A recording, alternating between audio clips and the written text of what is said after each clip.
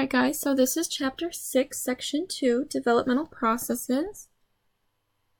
So the brain continues to develop until adulthood. The part of the brain in charge of advanced reasoning, planning, and decision making doesn't fully develop until you reach your early 20s.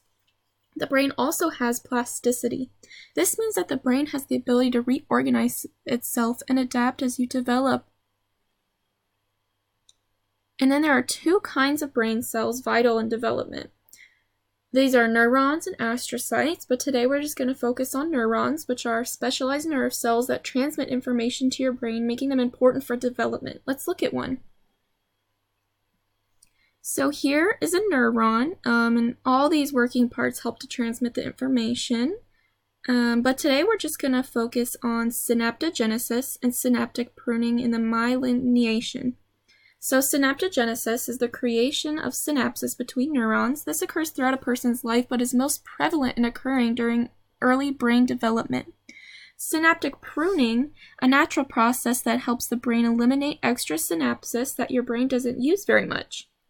And then there's myelination. This helps the messages transmit quicker and easier.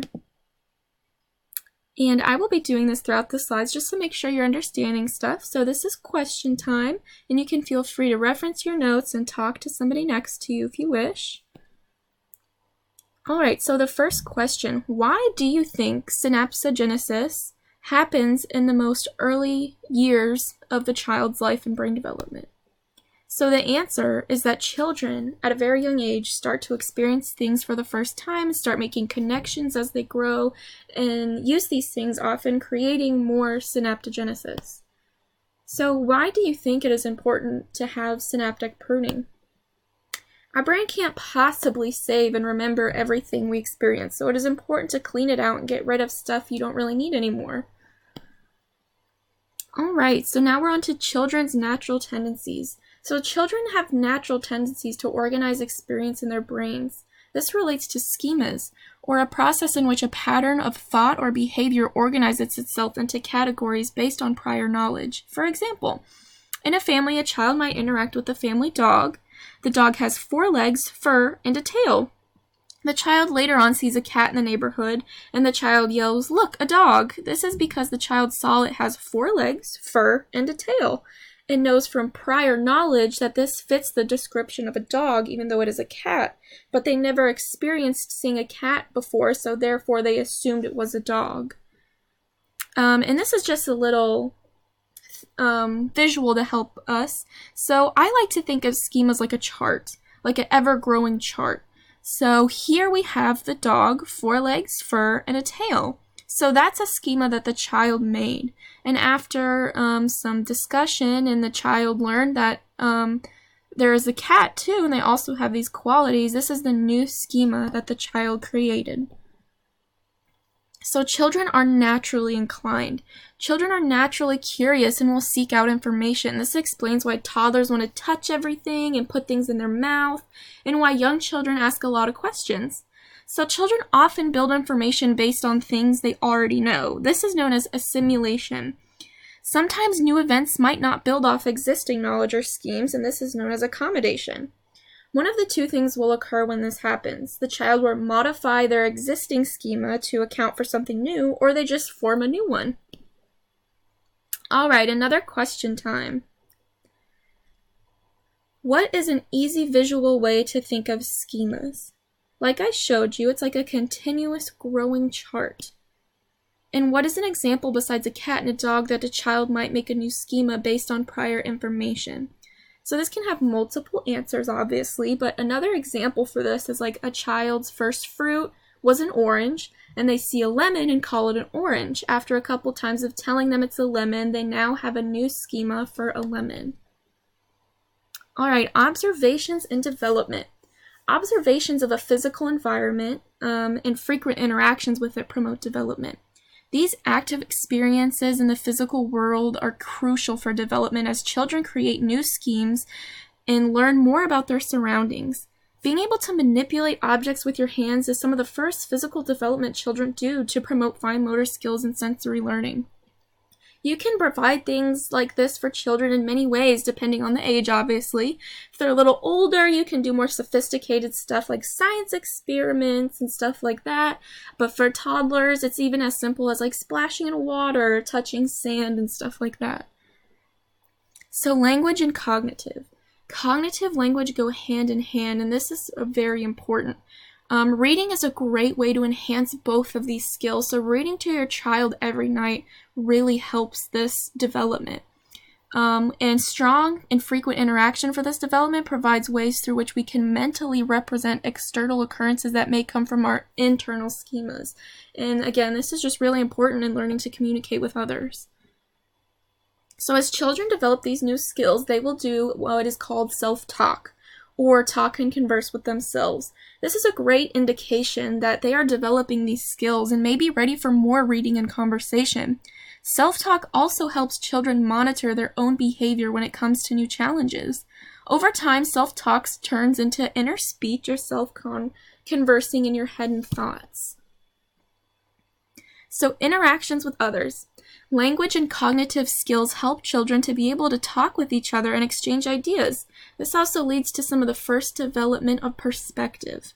So the key ideas for development through interaction are mediated learning experiences. So this is like experience stimuli that is mediated by an adult, a teacher, something like that. And then we have cognitive tools. These are symbols, concepts, or strategies when it comes to problem and conflict solving. And then there's interactions, and physical observation help children develop their own thinking and opinions, and this is known as internalization, and this happens and changes as we grow older. All right, time for another question time. So why do you think it is important to promote language and cognitive development? And this could be a multiple of reasons, but it is important to promote healthy communication for better and healthier relationships, as well as being able to express yourself. And how do we internalize things? By listening, communicating through interactions to promote self-thinking and development for your own thoughts and opinions. So now we have formal schooling. Conversations that are informal are great ways to pass on knowledge and culture. And then we have formal education, and this is just as important in passing on ideas in a systematic way to promote discovery and understanding that we can pass on for generations. It is really vital to get both of these. All right, so existing understandings and new events. So comfortably addressing new events using prior knowledge is known as a state of equilibrium. As we get older, sometimes prior knowledge is not helpful to new situations, and this is known as disequilibrium. And it is common for events to go from equilibrium to disequilibrium to back to equilibrium again. And this is known as equilibration. And this is an important part of learning because it's related to how the brain has plasticity and ideas that can change throughout your life. All right, challenging tasks. So challenging tasks help us learn through help from experienced adults or professionals. The goal in doing challenging tasks and learning from it is to eventually become independent in the ability to do so. It's really important to scaffold information and slowly progress by connecting new information to prior experiences. And then we have a zone of proximal development.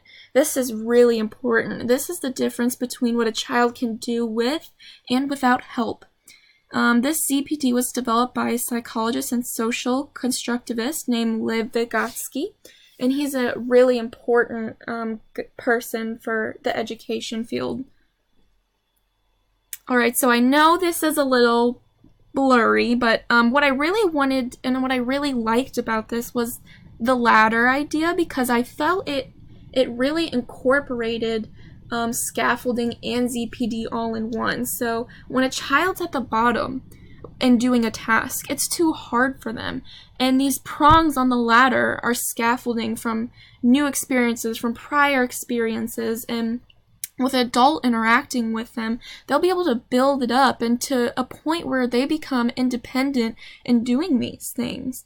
And that's a really important part of development in learning pretty much anything in general. All right, time for the questions. What is better, formal schooling or informal conversation? As we talked about, both of these are vital for development. So what is ZPD? ZPD, as you know, is zone of proximal development. It is what a child does and doesn't know to help scaffold learning for a final goal of independence. All right, so that's what we have for Chapter 6, Section 2. I hope you liked it, and I hope you learned some great things. And again, these important concepts of just childhood development and how we learn, and it's really important to understand these things for your future students and possibly future children to just make it an easier and better experience in learning.